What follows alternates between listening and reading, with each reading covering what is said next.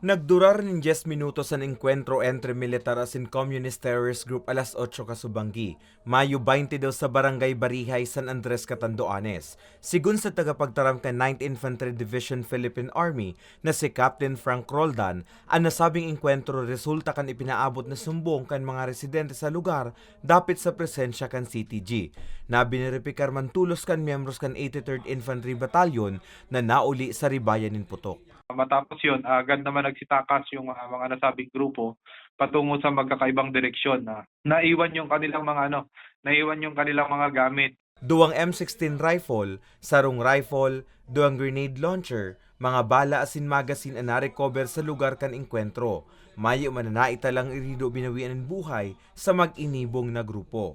Sa ngayon, nasa custody siya ng 83rd IB, ipoproseso ito at ito-turn over din ito sa PNP para maimbestigahan kung itong mga firearms ba na ito ay nagamit sa mga insidente dito sa mga Bicol. Katakod kay ini padagos ang pag-apilar kan Philippine Army sa rebelding grupo. Tunungan na ang insurhensya asin paglaban kan mga salang ideolohiya. Maray pa daang magbaliklado na asin magbagong buhay kasabay ang mga programang pigtatao kan gobyerno. Sangunyan, sigun kay Roldan, 7 pang miyembro kan CTGN sa indang pigsusubaybayan. Para sa mga baretang tatak Bicol, Carmelo Balia.